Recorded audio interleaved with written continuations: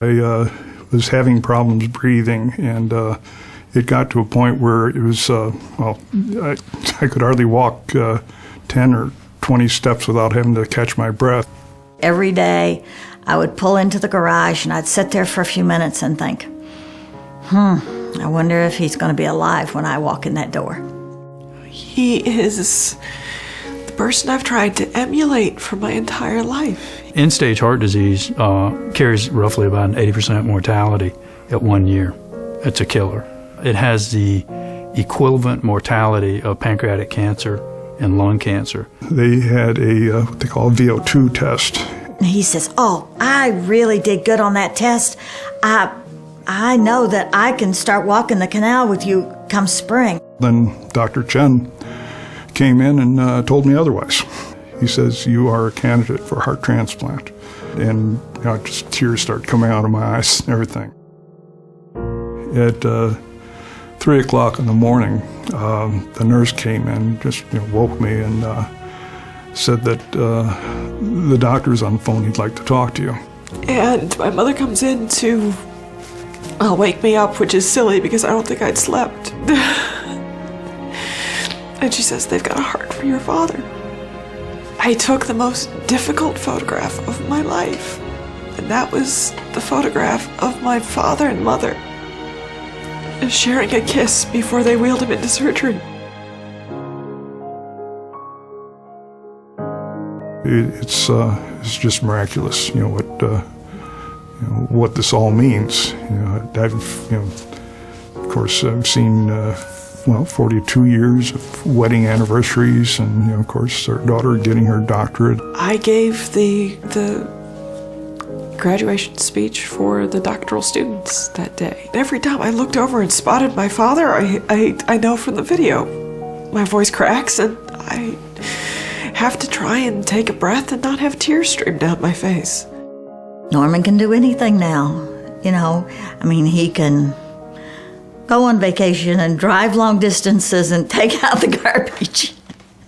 To get that heart, or receive that heart, I just felt that, I felt an obligation there that really, the family, that basically, allowed that heart to be donated. I had to do something for them too. And you just have to think about how wonderful it is for the research and the people that have the ability to do these things, to do this type of surgery. It's amazing. And our true blessing is it's right in the back door.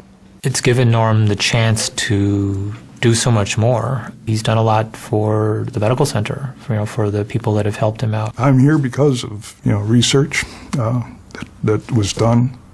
I'm here because of the staff at Strong.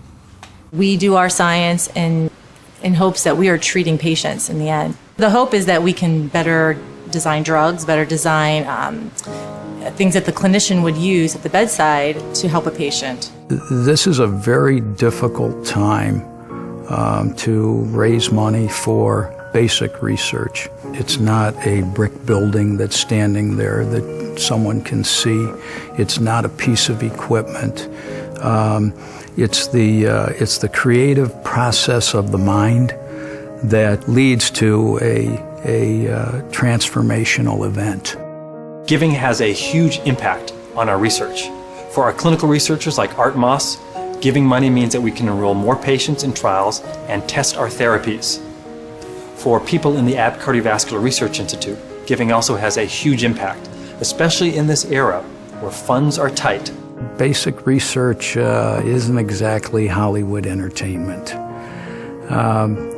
But these are remarkable people, and my goodness, they've transformed the world.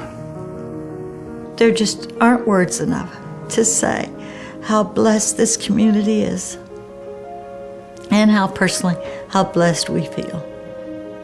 We've never taken life for granted, ever. You never leave without kissing each other goodbye, even if you're going to the grocery store. But I no longer pull into the garage and think, I wonder if he's going to be inside, if he's going to be okay. it's just made our life so relaxed and so wonderful again.